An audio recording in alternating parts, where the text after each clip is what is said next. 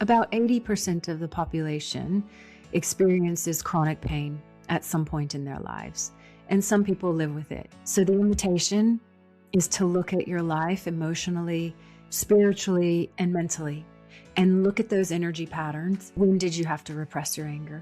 When did you have to hold back the tears? When were you told you were not good enough? When were you neglected? All of this matters. When were you shamed? When were you betrayed? When were you violated? Because all of that is leading to the chronic pain. We don't have to live in pain.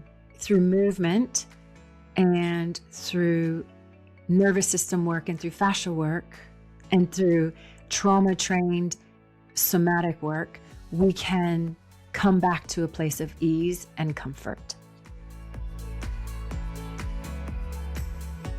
Welcome back to Make Movement Matter. This episode is one I think will open up a whole new way of thinking about your body. I'm joined by Amanda Ashy, a trauma-trained somatic coach, emotional well-being practitioner, and fascia specialist, who works with women and families to help them understand the deeper stories held within their bodies. Today, we're talking about fascia, a type of tissue that most of us were never really taught about, and why it may hold far more than we realise. Amanda explains how fascia functions as the body's largest sensory organ, how it can store our emotional experiences, and why pain is often the final signal in a much longer conversation our body is trying to have with us. We also explore Amanda's own journey from nutrition into emotional well-being and finally into hands-on bodywork, and how she began to see that talking alone wasn't always enough. And of course, we finish with some really practical, hopeful steps you can take if this episode sparks something in you. I really enjoyed this fascinating conversation about fascia, feelings, and the many ways our bodies are always speaking to us. And I'm sure you'll enjoy it too. Today, we are going to be talking quite a lot about fascia.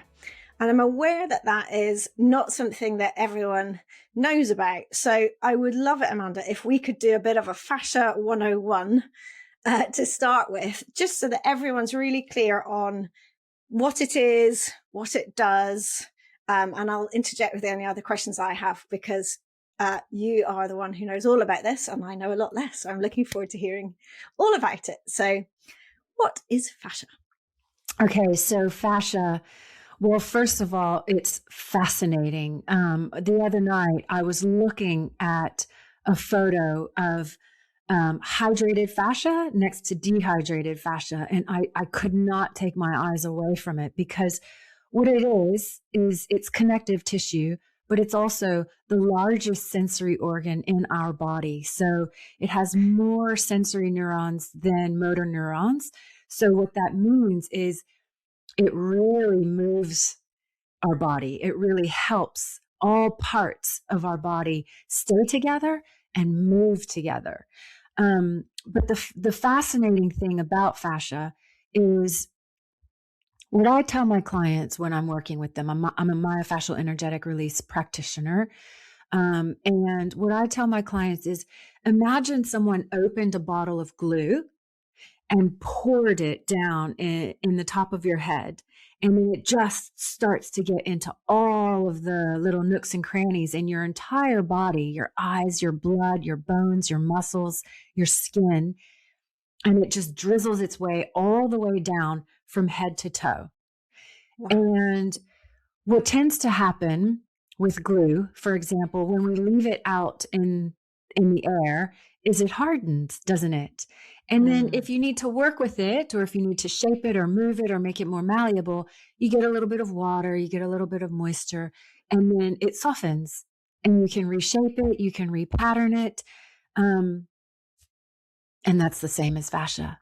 So fascia, when it's hydrated, we're in flow. The whole body can kind of move while staying connected, staying together. There's no discomfort. There's no real pain. But when it's dehydrated or when it's sticky or stuck or tight, which most of us are living with that, even a night's sleep can create more fuzzy, sticky, tight fascia. What helps to loosen it up, moisturize it, hydrate it, whatever, is touch. So really like deep, slow, melting touch, which is what I do as a body worker.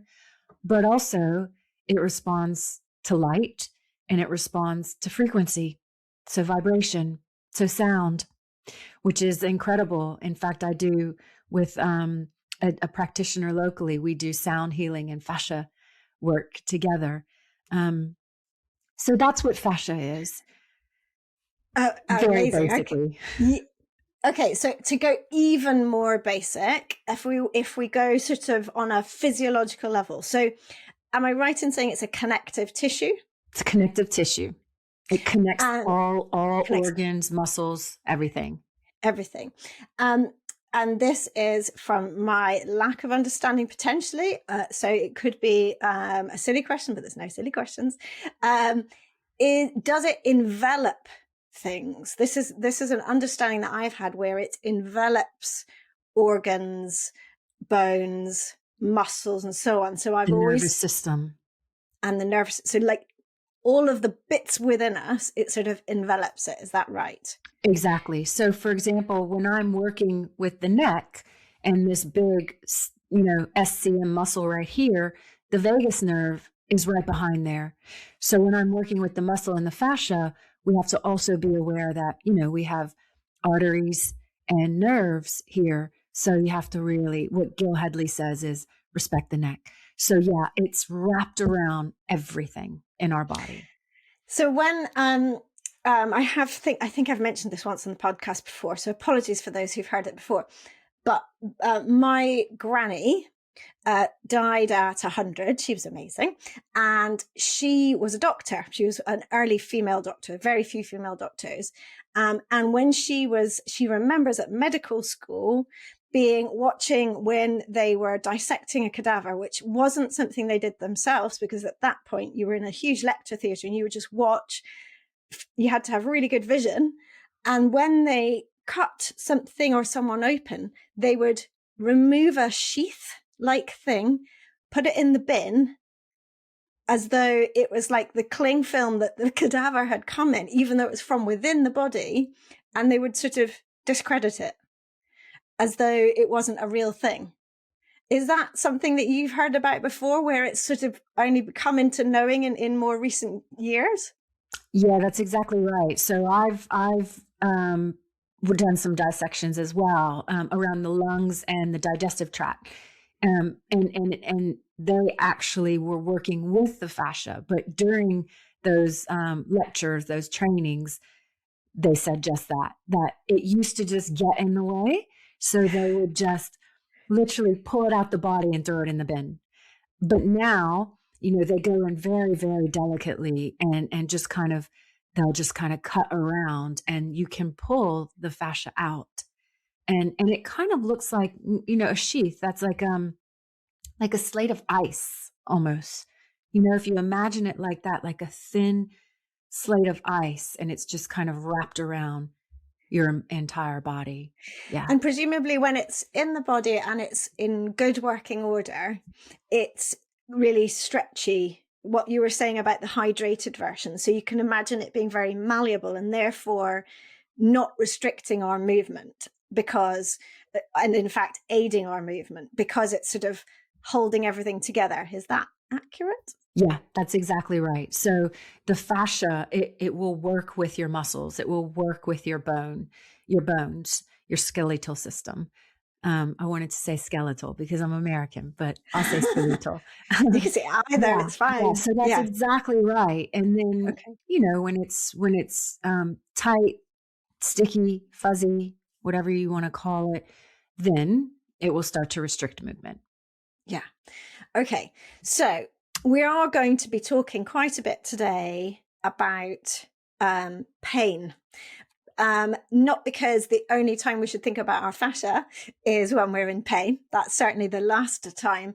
And part of the point of the conversation is to help people see how important it is to think about fascia before that, but also to understand more links, that there's more than just a structural physical element to this. We've started on a very physical structural side. but we're going to move on. So everyone be ready. Because that is the important thing we want you to be able to take away from this conversation, is how vital it is to the way we function in life.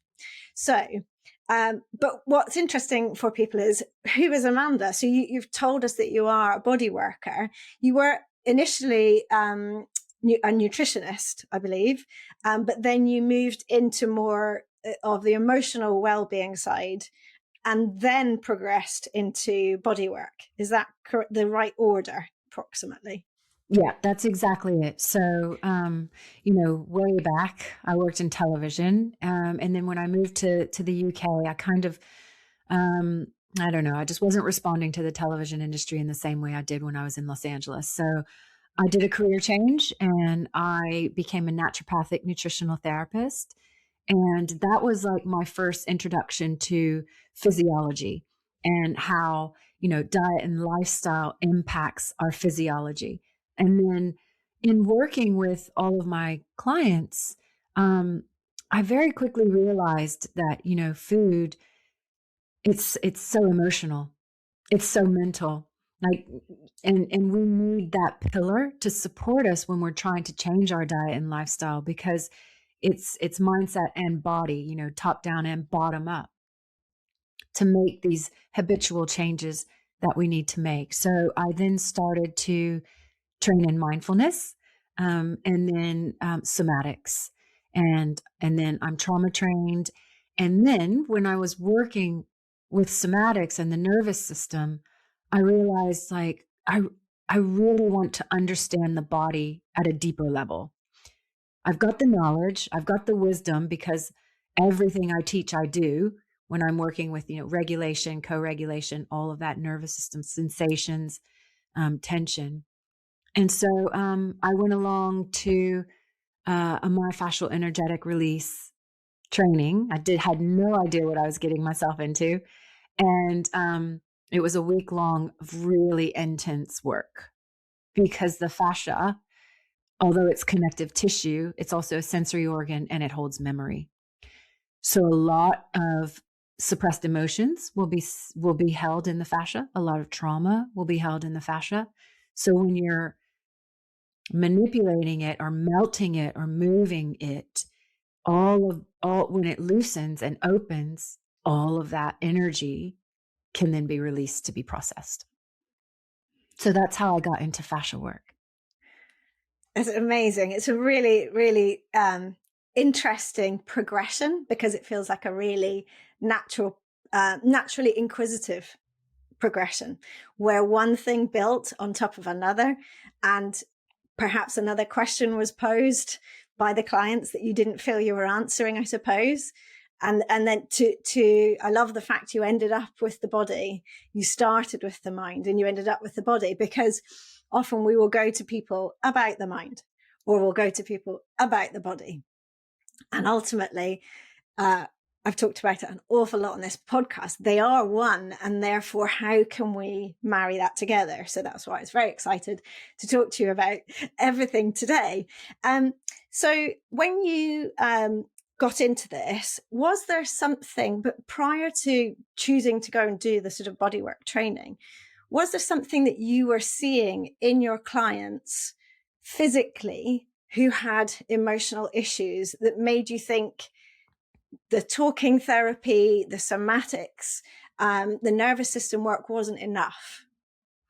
Yes, because, there's this idea that the body holds our emotions, the body holds our trauma. And I understood that, but I wanted to really experience it. And so, we have 7 belts of tension, and typically we will hold certain emotions in certain parts of the body. And although I understood that, and I was just hungry for more information.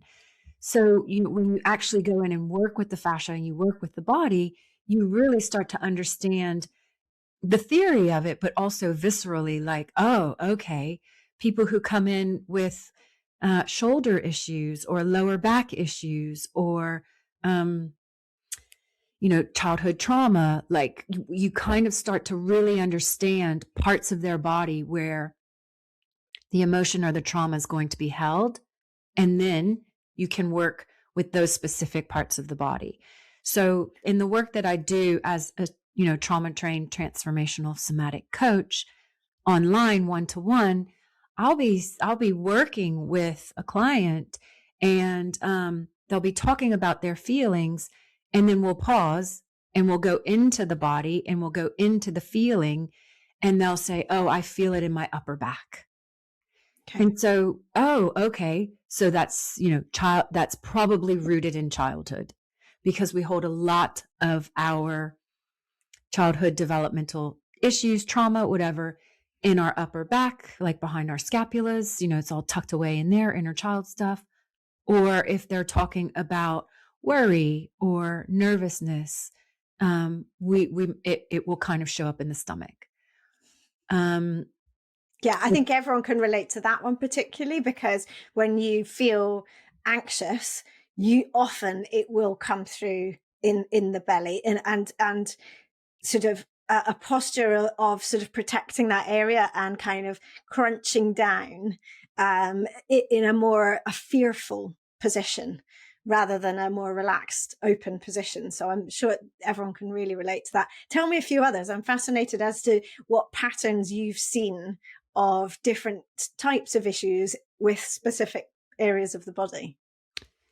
It's really interesting what you just said, and I just want to touch on that quickly. Sure. How you literally changed your shape to protect yourself, because when we're worried or when we're scared, the body is so intelligent, and so it's going to shape itself for protection, and we're so unconscious to it. But that's what the fascia is doing. So it's receiving information from our internal world and our external world. And it's so sensitive. It's got the most sensory neurons that in our body. So the slightest thing, the slightest shift in our heartbeat or change in our breathing pattern or external sound or sight that we don't even really recognize as a warning or a threat will impact our body and shape our body. And that's how we come to have a shape, is because the fascia will shape itself and get kind of stuck and molded in that pattern.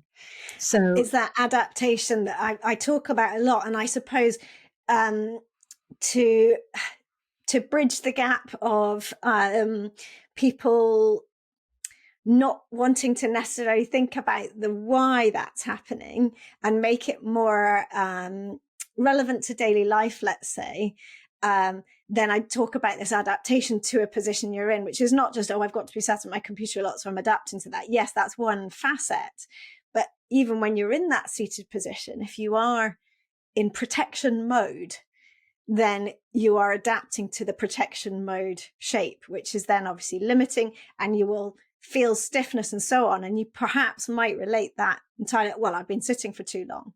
But what you're saying is there's a deeper layer, and it's worth opening our minds to explore the fact that the way our lives have panned out, I call them the onion skin layers of life, because of the build up of all the things that we experience, be they physical or mental, because they're both, injuries, surgeries, accidents, traumas that have happened with families and so on, grief and loss. They all build up into the shapes and the patterns that we make. And so it's worth digging deeper. And I think it might be worth, sorry, I have just yabbered for a bit, but I think it might be worth me interjecting here with a little bit of my story, being that when I was in pain, and I will really shorten it because everyone's heard it far too many times. When I was in pain, the first couple of years having bodywork, doing lots of tiny rehabilitative movements, all of that was great, but it didn't actually get me anywhere until I started to work on my mind and started to understand that I was holding on to what I initially thought was just a lot of frustration about the fact I was in pain, and anger about the fact that I was in pain, and fear. But actually, there was more below that once I started to go there, as it were, and open up to that.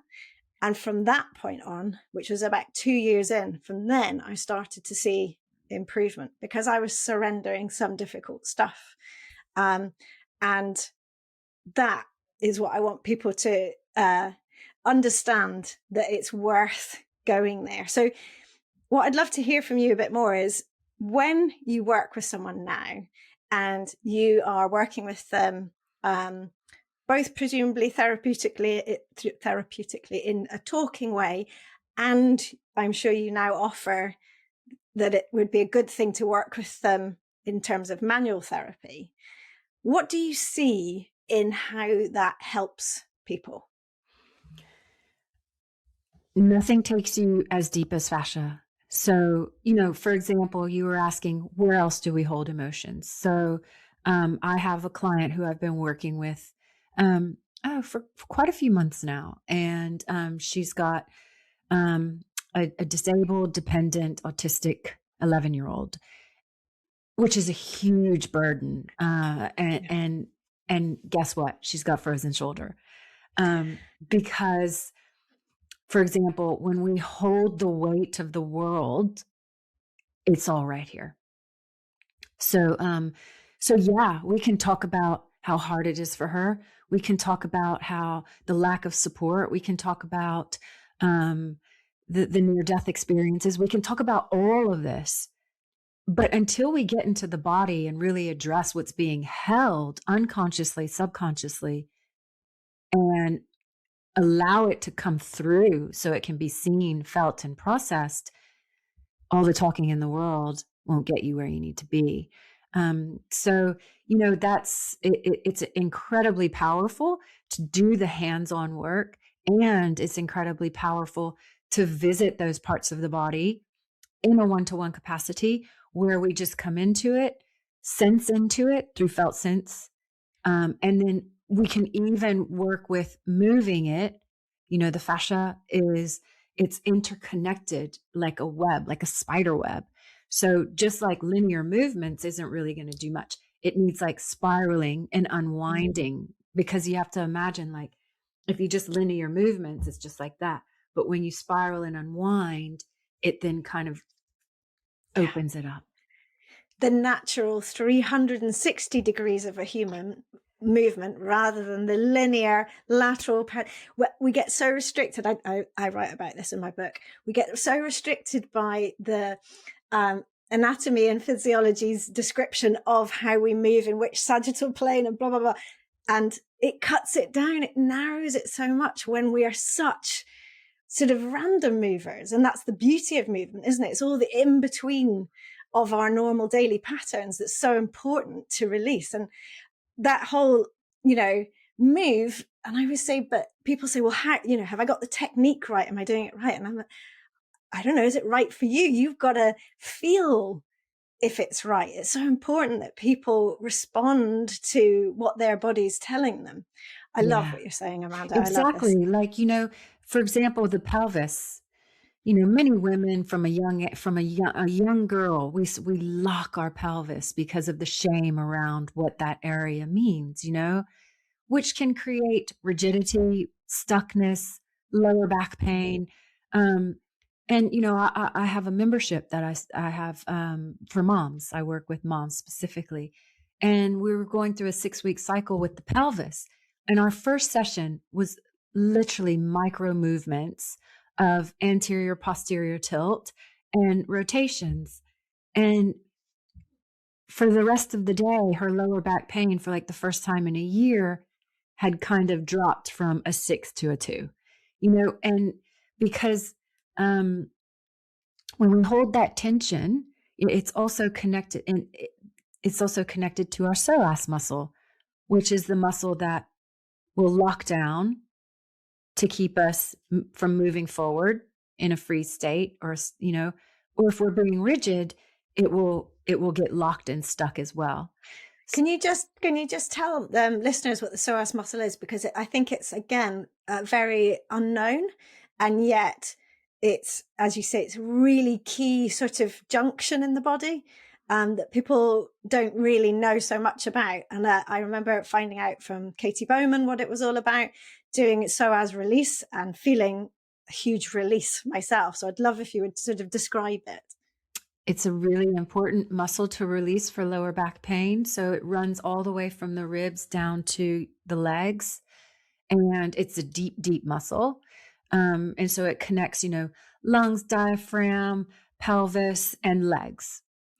So it's the first muscle to lock in a stressful situation, especially a traumatic situation, because if we can't fight or flight, which it can mobilize to do that for us, then we freeze, like the gazelle being attacked by a lion or the mouse being attacked by the cat.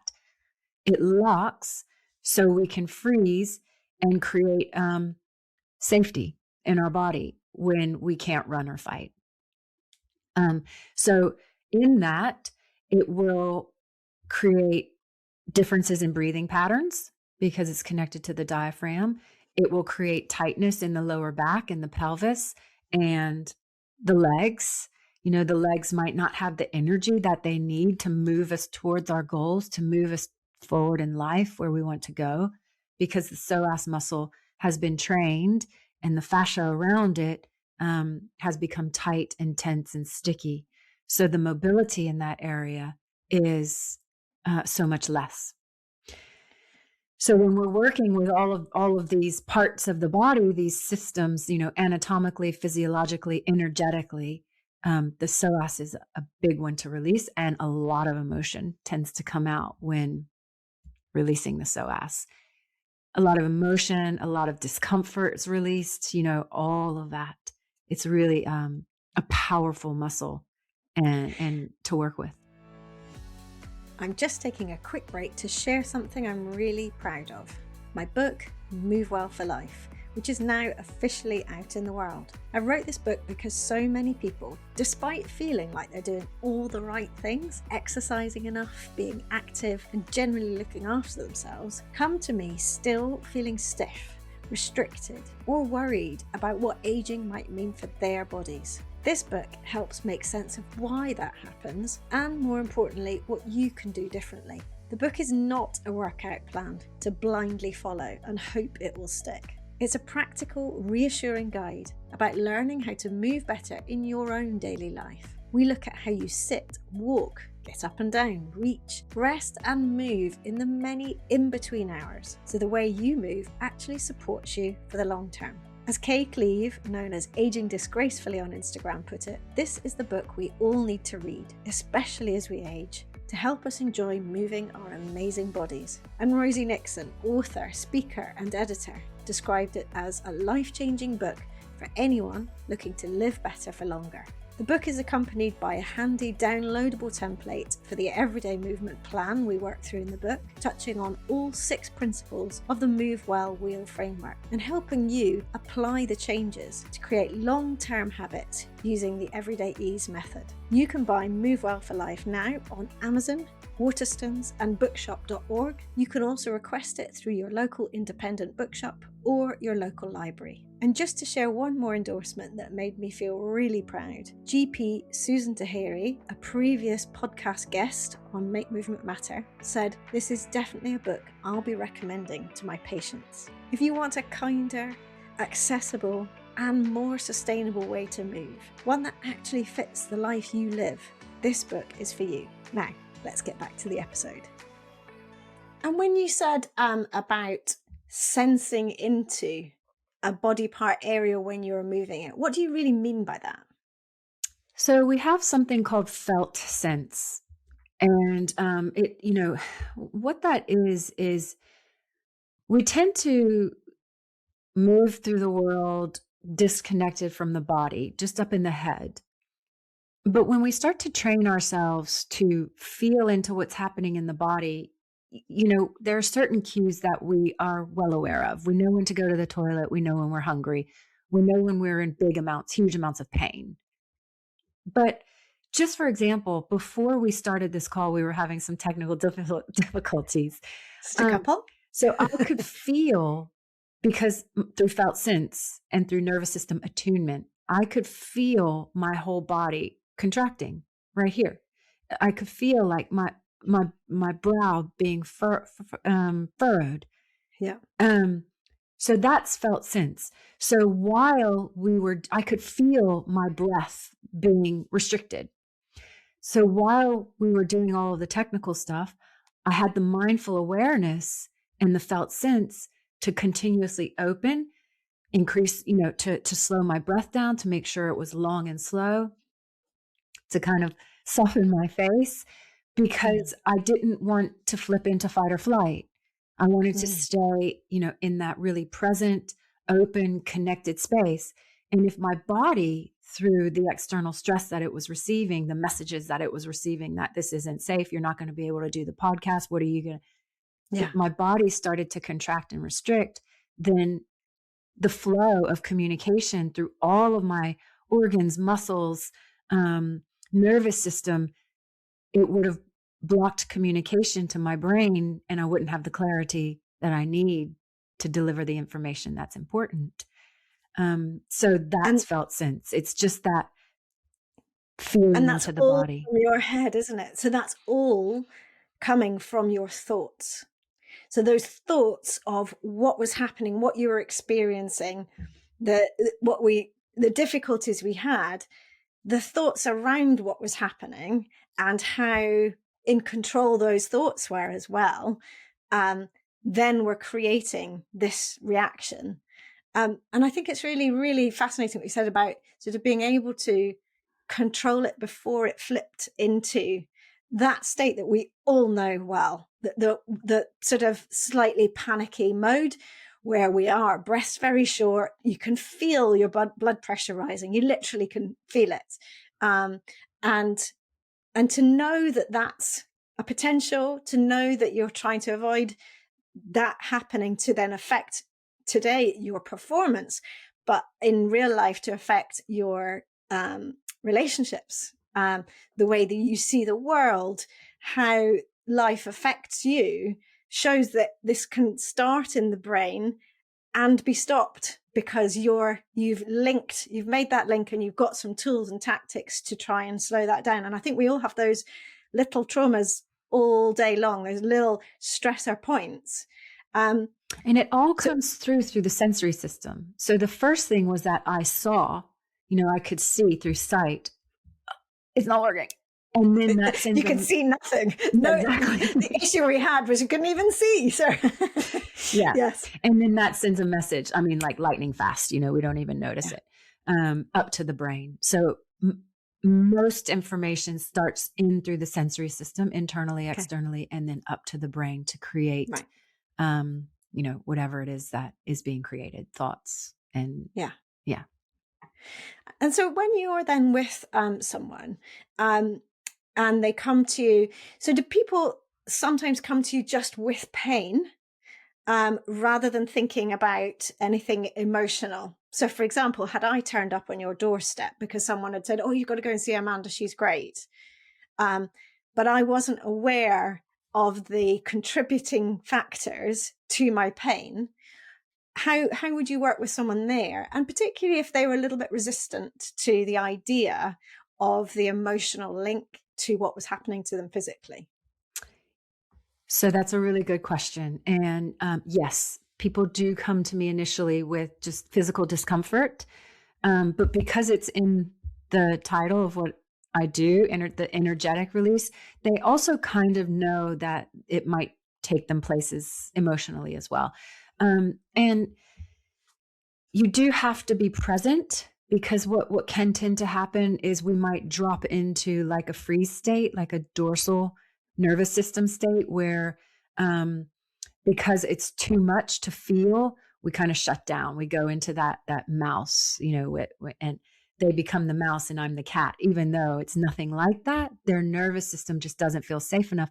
So working with safety in this process is primary. Like the number one thing that I do is work with safety.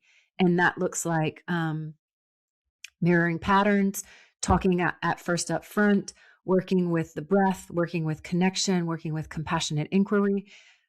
Because ultimately, if the body feels safe, it's going to do what it needs to do, and you can't control that. So it's almost like a spontaneous reaction sometimes, and that might happen through shaking, through tremors, through tears, through wanting to kink your legs or punch the air, whatever, growling, screaming. I've seen it all. Really, I've seen it all. Wow. So, so it doesn't always get to that point, but I'd say 9 out of 10 times there's tears. And I was about to say that because at this point, again, it's worth saying. So then, as part of that sort of release process for me, I had found a myofascial release therapist, and she was an incredibly calming, amazing presence. Zita, you're amazing. And there were always tears. yeah. And even when I went in, I would go in feeling sometimes incredibly vulnerable. I was in a hugely emotional state because perhaps I'd had a flare up and I was feeling very helpless and hopeless that this would ever get better because it had been years. And then other days I'd go in feeling like, no, we're good. We've got this. I can see an upward trajectory. It's all fine. I'd still be in tears. Yeah. And we don't get to choose. We don't get to choose, because whatever we're opening up, whatever's tucked away in there, it wants to be seen. And it's not scary, because what we do in this work is we avoid catharsis. So we don't want the big disembodied release. We want to feel it and to stay attuned to it, to stay present with it. And when we do that, it's the most beautiful, fascinating thing to witness. When we do that, the lifespan of an emotion is 60 to 90 seconds. So, wow. We'll be on the table and we'll be having a release or a tremor or tears, and it could be really deep core tear crying or releasing, and it lasts 60 to 90 seconds. You hold the space, they feel safe, they're feeling it all, and then it's like a snap of the fingers and they're like, okay, I'm good. Yeah, let's go. Yeah. That reminds me of a situation I have sort of learned recently about the whole, and I'm sure it applies to any age of human, is how important it is when someone cries, regardless of the situation they're in, to let them cry and not to say, oh, they're there, stop crying, because you are then creating a blockage. You are stopping that emotion from being released. And actually, and I think we all know that sometimes when it's a heavy thing, the tears can flow for a long time and it's very difficult to stop them. But I think that's, in a way, a really good sign, because it really means it's happening for you and it's releasing. And it's really important to do that, because even though you may feel a bit trodden on and, vulnerable afterwards, you still feel that something has been released. You always feel better emotionally, I think. Yeah, exactly. And I think that that's such an important point to make. Let's give people space to feel what they're feeling and to allow it to flow.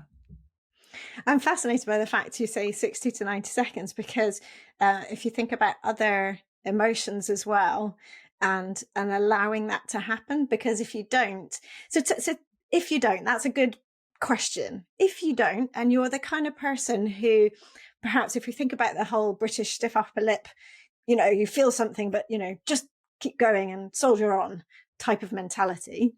That we have also put on our kids a lot, if we've been handed that down and so on. What does that then do to someone's entire body and mind, their entire physiology? So we hold it in the body. So, for example, if a child can't be angry because they're misbehaving or they're being disrespectful, the education system is awful for this, but it'll get held. Like anger goes into the liver, anger comes into the jaw.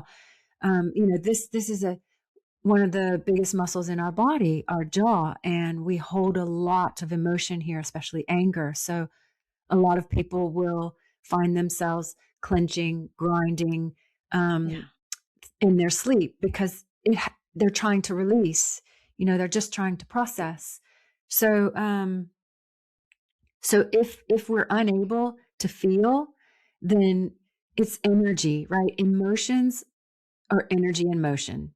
It's in the name, emotion. So it needs to move, because it has to go somewhere.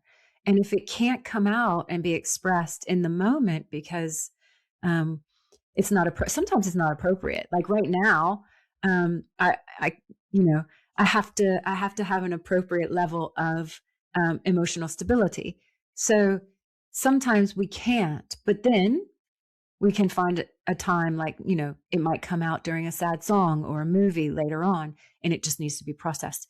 But it's there. It's there, and it will turn into something to let you know, hey, all of those years that you didn't cry, all of those years that you didn't express your anger or you didn't express your grief. Now you got lower back pain. Now you need to go in for jaw surgery. Now you've got frozen shoulder. Now you've got whatever it may be. So this is what happens.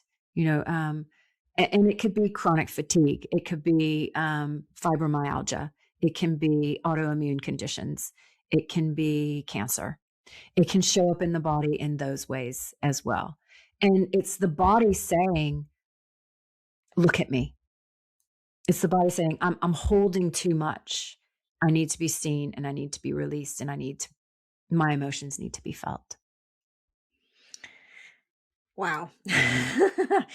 It's a lot, but it's very true. And I think that's the tricky part, which is what I said near the beginning. It's allowing ourselves to be open enough to think, is this just a structural problem? Yeah. Or are we all one thing? And is it worth just going there a little bit, having a little think about, is there something that is tricky? Because often we will know that we're holding things, and we'll know that we haven't dealt with things because we've sort of closed the lid and pushed it down because we're worried it's too difficult to go there. And, with some experiences, that's huge. And I have no experience of that. And I can only imagine how difficult that is. But in a safe situation that you're talking about, when you seek out and find a trusted professional who has the holistic approach that you have, it makes so much sense to me that you can then really, really make a change in your life. And that's probably a hard thing to find. I don't know. So given that in my experience, there are body workers, physios, people will talk to me about always having to go back to the chiropractor, which always for me is a big red flag, saying, but why have you been going for years? What's underneath it that's meaning that you have to keep going? Because a structural issue, if it's never just structural, but if the structural issue keeps coming back, why? What's the pattern? What's the physical pattern? What's the emotional pattern perhaps underlying that? So if this conversation has resonated and someone it's just opened a little door of awareness and made them think, what would you say are sort of some good steps for them to follow, as well as obviously coming to you, but to initially to try to help themselves to see if this is a path that they want to start to investigate, start to have curiosity around? What advice would you give them? So I think to just start to understand that, like, our fascia is the emotional map of our bodies, and it's telling the story of our lives. And so whatever's going on with us, for example, when I was young, I was a young athlete. I was a basketball player. I wanted to be an Olympic basketball player, and I could have, I was really good, but I had an injury at 15 and it changed the trajectory of my life, because not only did I have to have reconstructive surgery with, 30 years ago, that was not as easy as it is today. So I've got the physical damage, but I wasn't supported emotionally or mentally through it. So my confidence dropped. I became hesitant. My playing style changed totally. And because of that, my legs didn't have energy. And until I realized that my legs not moving me forward, staying stuck and procrastinating, what appeared to be apathetic and lazy, and I can't get things done, it's because my legs were telling me, you need to look at me and you need to process all of those emotions, because it's a map. It's a map of my life. And so I think that's the first place to start, is to just like zoom out and widen our perspective of what the body is and what the body holds, and to look at these patterns. Like, how do you shape yourself? Does your pelvis tilt forward or tilt back? Um, do you tend to lean on one hip when you stand? Do you kind of have that forward collapse posture? Are you like upright and rigid and that perfectionist type, body pattern? It all makes so much sense once you start to look at it from this perspective of emotion and energetics, you know? So Yeah. I think start there, like understand it's all here in the body. And they can start with self releases. If you've got some jaw pain going on, you can do some self releasing. You can do fascial unwinding, which, put a 5-minute song on and just unwind your fascia each morning, because it does get fuzzy overnight during sleep as well. And then seek out a practitioner. So many people who come to see me end up not going back to the osteo or not going back to the chiropractor, because the deeper work that's being done on an emotional level tends to shift whatever discomfort or pain they were holding. Yeah. And I think I'm probably a very good example of that, because it still took a good 2 years and lots of treatments, lots of work myself. But I got out of chronic pain, and it was hugely dominating in my life, a really bad phase. And I think I came at it from both angles. I came at it from, what does my body do all day long? And how am I holding myself? How am I just looking at myself? What things feel good for it that I haven't been doing? What things do I miss on a daily basis? And how can I work that through my day, instead of it being this exercise, cross to bear, got to get it done, half an hour, look towards the end, which just for me is just not beneficial, because you're not working with your body mentally whilst doing that process. So for me, it was about, how can I create wonderful shapes, and be very much in contact with the ground, both lying and sitting on the ground, because that sort of grounding and the pressure. I talk about this with my clients, the pressure that the ground brings when we lie on the ground. A lot of people don't ever lie on the ground. And when you do, the pressure of your body parts on the ground is a wonderful thing, because otherwise, like you're saying, if that fascia needs that stimulation, and we haven't got necessarily people to do that to us at regular intervals through the day or whenever, or we don't have someone who also can do that for us, then using other things to create pressure, it feels great. And it can be so releasing. And often when I work with clients down on the ground, it's very emotional for them. Yeah. I wonder why. Because you're finally being held and fully supported. Yeah. Yeah. No, it makes lots of sense. So let's leave the audience with one sort of hopeful message about their body and their pain in a wider sense, and sort of what they can do, but also, what the future could hold if this is somewhere that they wanted to go. Okay.